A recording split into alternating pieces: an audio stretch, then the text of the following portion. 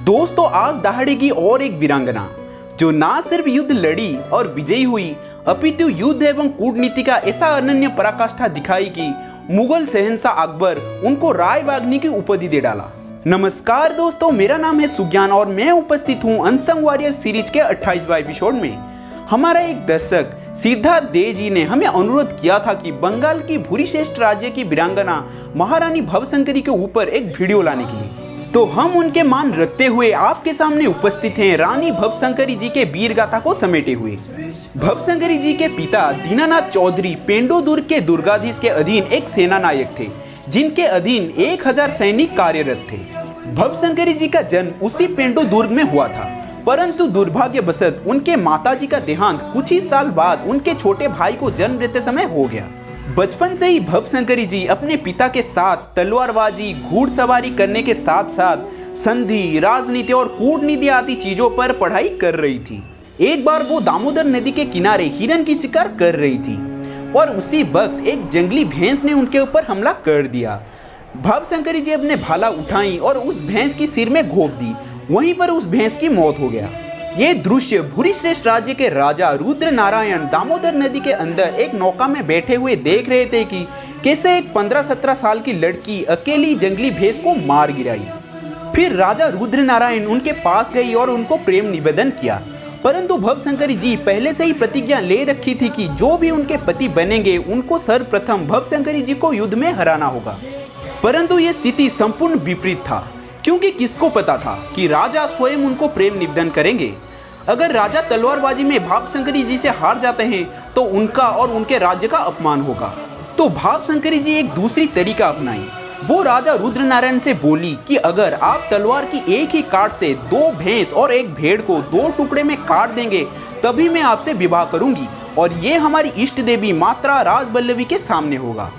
परंतु पता नहीं राजा ये कार्य करे कि नहीं, परंतु राजा भवशंकरी जी से विवाह कर ली। यहीं तक सब कुछ ठीक चल रहा था और इस नव दंपति को एक पुत्र प्राप्त हुआ जिसका नाम रखा गया प्रताप नारायण। परंतु कुछ ही साल बाद राजा रुद्र नारायण का देहांत हो गया। नृपविहीन राज्य मुस्लिम आक्रांताओं के लिए एक आसान शिकार था, परंतु भूरिश्रेष्ठ राज्य था कुछ अलग। भले ही इस राज्य का शेर चल बसा था, परंतु शेरनी अभी तक जिंदा थी। रानी तुरंत अपने राज्य को दुर्गों से भर दी। उन्होंने महिलाओं का एक खूंखार सैन्य टुकड़ी का निर्माण किया जो रानी के पास हमेशा साई की तरह बने रहते थे। रानी हर घर से एक पुरुष किंवा महिला को सेना में योगदान करने का बाध्यतापूर्ण नियम लागू की थी। उन्होंने एक नया राजप्रसाद का भी निर्माण किया जो गढ़ भवानीपुर के करीब था। रानी चौनापुर में माता राजबल्लभी के लिए एक भव्य मंदिर का निर्माण करी थी। तब गौर एवं पंडुआ के नवाबों का हालत मुगलों ने बदतर कर रखा था। वो ओडिशा में शरणार्थी बन के छुपे थे और मुगलों को हराने का यथोचित प्रयास कर रहे थे। इधर नवरात्रि आने वाला था, तो रानी भवशंकरी अपने राज्य का दायित्व अपने अर्थ मंत्री दुर्लभ दत्त एवं अपने सेनापति चतुर्भुज चक्रवर्ती को देकर कस्तसानगढ़ के शिव मंदिर की तरफ निकल गई। वो सभी महिला लड़ाके और सैन्य सरदारों को अपने साथ ले गई थी। इसी नाजुक समय का फायदा उठाते हुए चतुर्भुज चक्रवर्ती ने पठान सरदारों के साथ हाथ मिला ली। संधि के मुताबिक प्रथम हमला भूरिश्रेष्ठ राज्य पर होगा एवं रानी भवशंकरी को मारकर चतुर्भुज चक्रवर्ती को राजा बनाया जाएगा और फिर दोनों सेना मिलकर मुगलों के ऊपर हमला करेंगे। इधर शिव मंदिर में जश्न का माहौल था। गरीब एवं दिव्यांग जन को मुफ्त में खाना एवं कपड़ा बांटा जा रहा था एवं रानी भवशंकरी शिव जी के ध्यान में मग्न थी। तभी खबर आया कि गद्दार चतुर्भुज चक्रवर्ती ने बगावत कर दिया है एवं पठान सेनापति ओस्मान खान को साथ लेकर किसी भी वक्त एक विशाल सेना के साथ इस मंदिर में पहुंच सकता है। जनता के बीच हाहाकार मच गया, परंतु रानी मां दुर्गा के भांति मुस्कुराई एवं बोली, वो 2 पैर में आएगा जरूर, परंतु 4 कंधों पे जाएगा। रानी सभी पुरुष सैनियों को मंदिर के पास वाली जंगल में छुप जाने की आदेश दे डाली एवं सिर्फ महिला सैनियों को मंदिर की सुरक्षा में लगा दी। कुछ ही पल बाद उस्मान खान एवं चतुर्भुज चक्रवर्ती अपने पूरी सेना लेकर मंदिर में प्रवेश किया। मंदिर में हाथ में तलवार लिए सुंदर हिंदू नारियों को देखकर पठान सेना की मुंह में पानी टपक रहा था, परंतु ये सब हिरनियां नहीं थी। हिरनी के मुखौटा पहने शेरनियां थी। इस महिला वाहिनी पठान सेना के ऊपर काली बन के टूट पड़ी एवं पठान सेना को गाजर मूली के भांति काट डाली।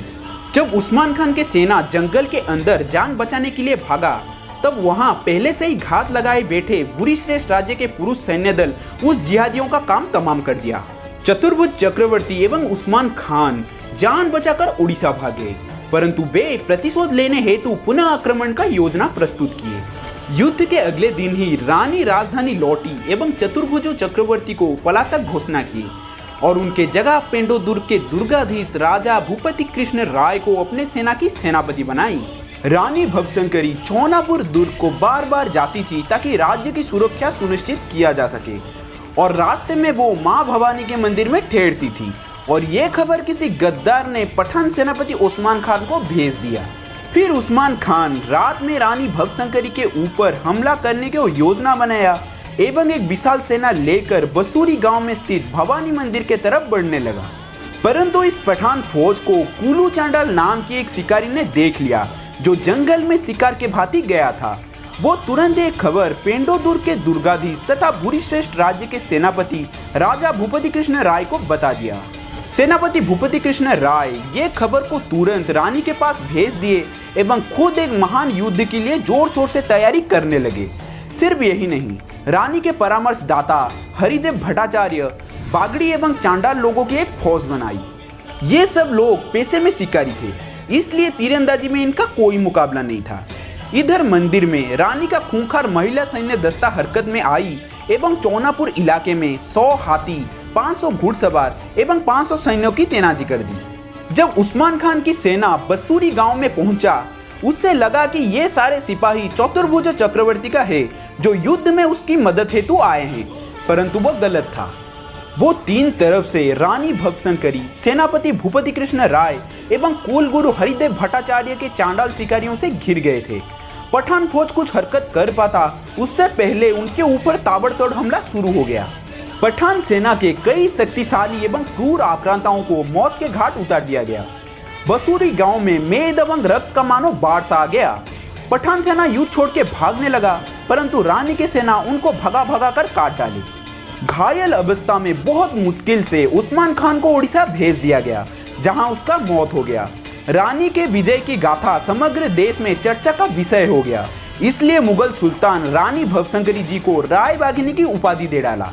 बाद में रानी अपनी पुत्र प्रताप नारायण को राजा घोषित की एवं राजकाज से संन्यास लेकर काशी चली गई, जहां पर उनकी आखिरी कुछ दिन बीती थी। इसी के साथ वीडियो को करते हैं समाप्त। वीडियो अगर अच्छा लगा तो चैनल को सब्सक्राइब करके बेल आइकन दबा के ऑल पर क्लिक कर दीजिएगा। अगर आप भी किसी अनसंग वॉरियर के बारे में वीडियो देखना चाहते हो तो हमें नीचे कमेंट में बताएं, हम जरूर वो वीडियो आपके लिए लेकर आएंगे। और अगर आप हमारे साथ और भी अच्छे से जुड़ना चाहते हो तो हमें फॉलो करें इंस्टा, फेसबुक और ट्विटर पर, जिसका लिंक डिस्क्रिप्शन में है। दोस्तों अब मुझे दीजिए इजाजत, चलता हूँ फिर एक नए अनसंग वॉरियर की तलाश में। तब तक जय जगन्नाथ।